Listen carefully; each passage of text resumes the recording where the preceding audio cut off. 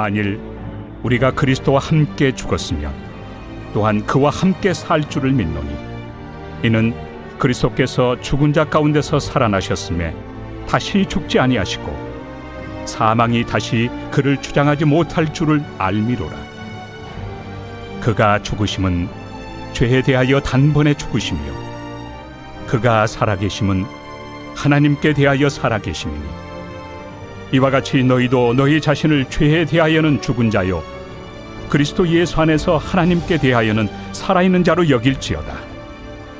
그러므로 너희는 죄가 너희 죽을 몸을 지배하지 못하게 하여 몸의 사욕에 순종하지 말고 또한 너희 지체를 불의의 무기로 죄에게 내주지 말고 오직 너희 자신을 죽은 자 가운데서 다시 살아난 자같이 하나님께 드리며 너희 지체를 의의 무기로 하나님께 드리라. 죄가 너희를 주장하지 못하리니 이는 너희가 법 아래 있지 아니하고 은혜 아래 있습니다. 오늘은 달라진 신분, 달라진 삶이라는 제목으로 하나님 말씀 증거하도록 하겠습니다. 로마서 5장까지 어떤 내용이었죠? 한번 정리해 보겠습니다. 모든 사람이 죄인입니다. 아무도 하나님의 진노를 피할 수 없습니다. 하지만 예수 그리스도께서 십자가에서 화목제물이 되셔서 우리 대신 진노를 받으셨습니다. 우리가 그 예수님을 믿으면 죄를 용서받습니다. 진노를 면제받습니다. 더 나아가 하나님은 우리를 의인이라고 부르십니다. 예수님이 의로우시기 때문에 그 예수님 안에 있는 우리 모두는 의롭게 된 것입니다. 우리가 받은 이 의는 우리의 선행이나 노력 때문에 받은 것이 아닙니다. 하나님께서 값없이 선물로 주신 것입니다. 여기서 질문 하나가 생기죠. 그렇다면 우리는 이미 의인이 되었는데 왜 선한 삶을 살아야 할까? 라는 의문입니다.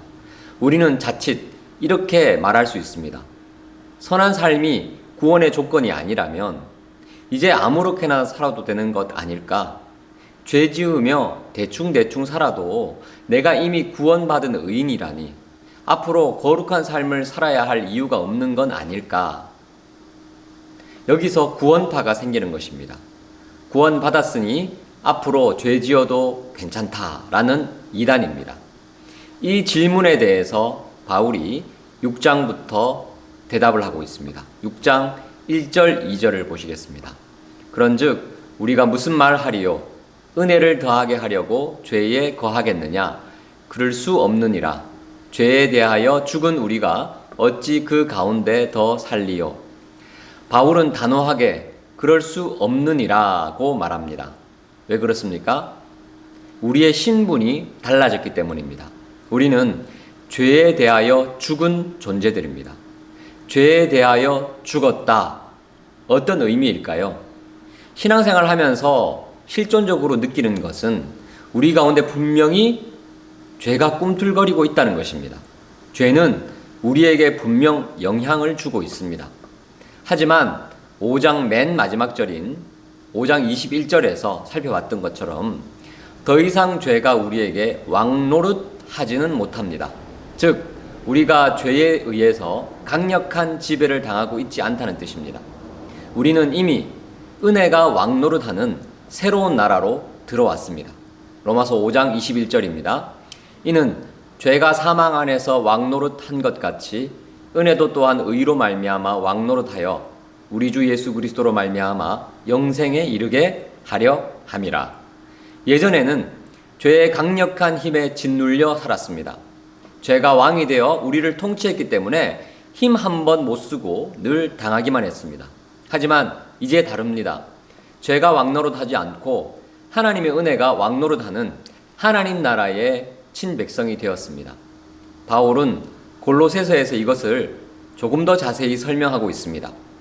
골로새서 1장 13절 그가 우리를 흑암의 권세에서 건져내사 그의 사랑의 아들의 나라로 옮기셨으니 우리는 더 이상 흑암 권세의 나라에서 살지 않습니다.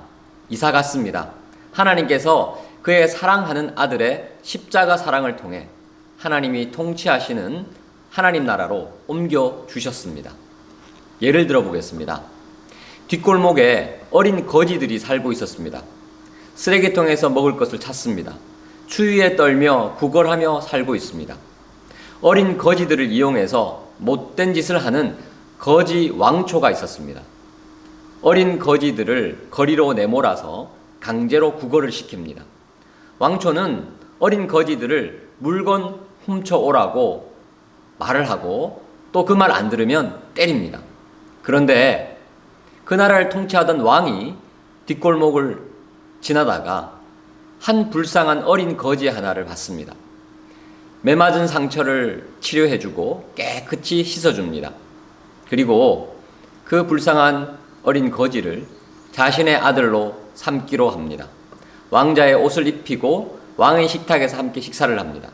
왕자로서 걸맞는 교육도 받습니다.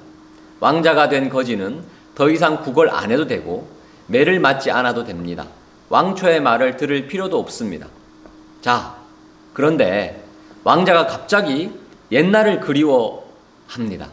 쓰레기통에서 먹을 것을 찾기 시작합니다.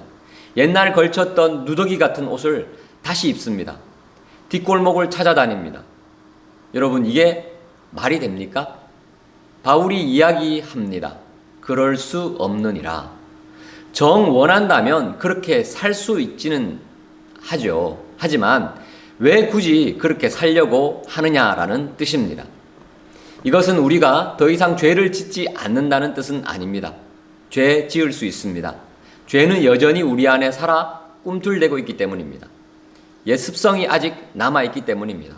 하지만 우리의 신분이 달라졌습니다. 거지에서 왕자가 된 것입니다.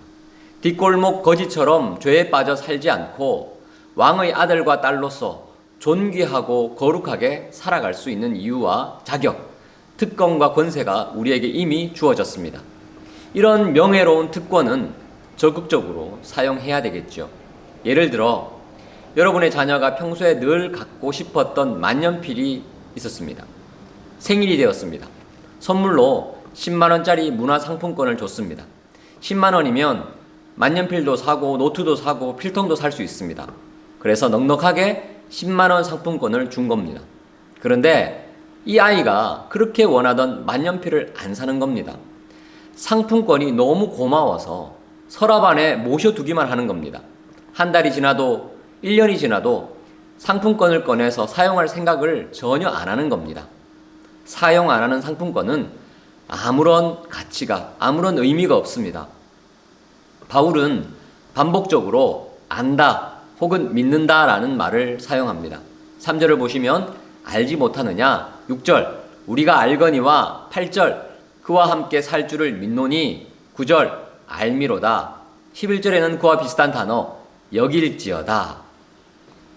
이렇게 강조하는 이유는 무엇입니까?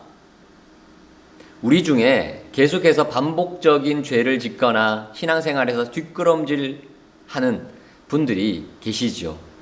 왜 그렇습니까? 의지가 약해서일까요? 성실하지 않아서일까요? 아닙니다. 내 안에서 일어난 그 획기적인 변화를, 구원의 은혜를 잘 몰라서 그렇습니다. 예수님 안에서 우리가 얼마나 존귀한 존재인지 이해가 부족하기 때문입니다. 내가 하나님의 자녀로서 누릴 수 있는 엄청난 특권이 무엇인지 자꾸만 잊어버리기 때문입니다. 그 특권을 서랍 안에 두고 사용하지 않기 때문입니다. 여러분, 꼭 기억하셔야 합니다. 우리는 죄의 지배로부터 해방된 존재들입니다.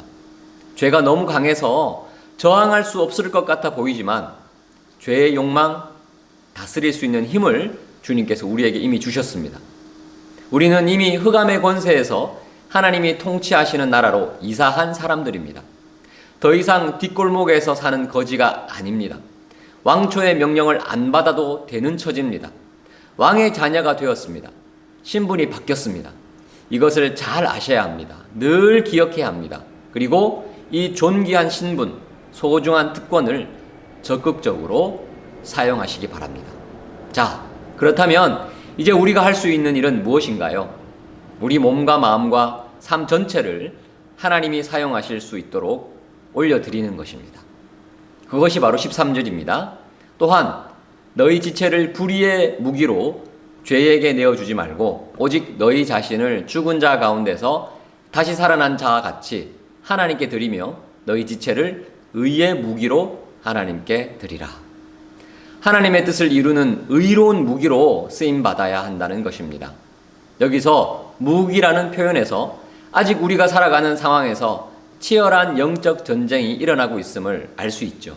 여전히 우리를 유혹하고 넘어뜨리려고 하는 왕초, 악한 마귀가 있습니다.